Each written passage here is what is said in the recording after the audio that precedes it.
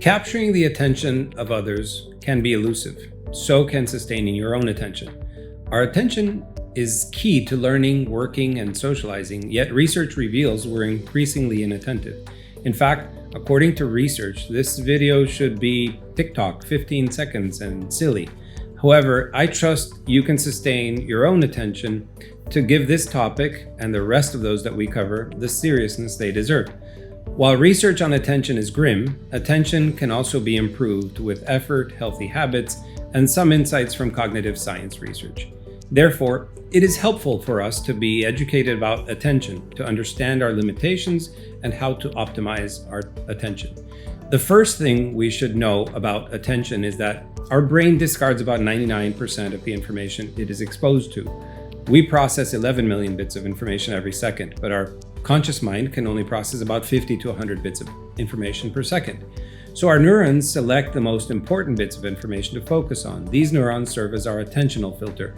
For educators, it's really important to know how to sustain your students' attention, as well as how to teach them to minimize their distractions and focus. According to the Center for Disease Control and Prevention, just a generation ago, ADHD affected only approximately 1 in 25 students in the United States. Today, 1 in 5 high school boys are diagnosed with ADHD. It is important to note that the global prevalence of ADHD varies widely between countries.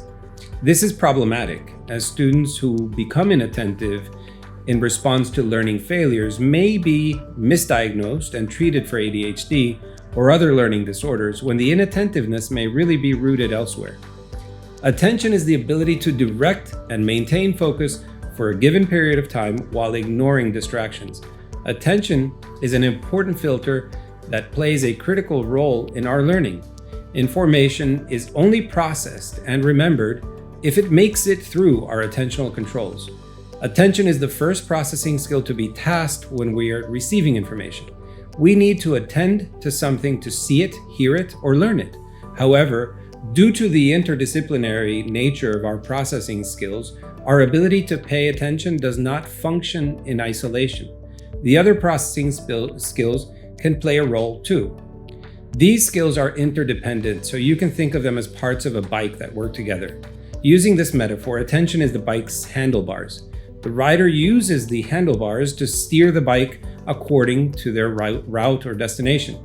For example, if someone's speaking way too fast, our brains may opt out because our processing speed is struggling to keep up.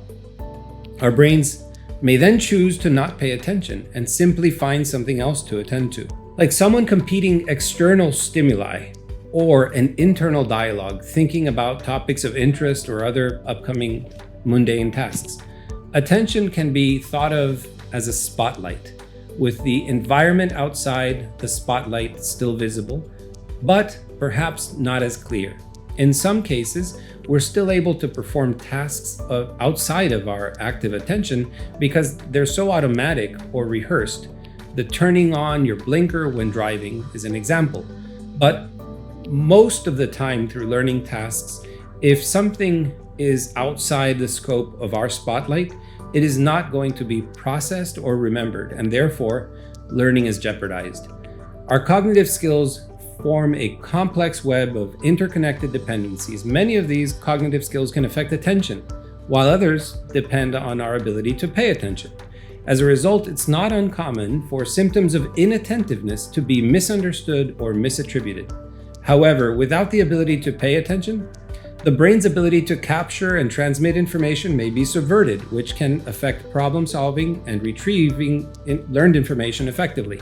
Because we rely on a host of interdependent cognitive skills to process information and learn, performance is sometimes the result of the least developed skill or ability. This can be the case with attention. When skills can operate more independently, we're able to circumvent a weakness. We do this by automatically creating compensatory strategies, even though these are suboptimal.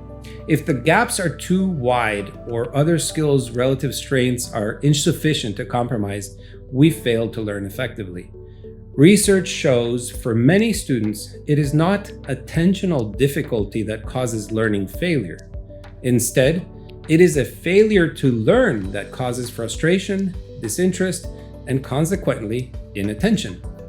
In other words, inattentiveness is a symptom of a learning struggle rather than the root cause of the struggle, though it is often misdiagnosed as the root cause. There are other factors that affect attention too. Technology use can reduce our attentiveness if we're rapidly shifting between activities with, continually provoking dopamine releases, which is really common among video game players. Dopamine is a neurotransmitter, a chemical signal that works in the brain that maintains our alertness by signaling novelty, which also induces pleasure.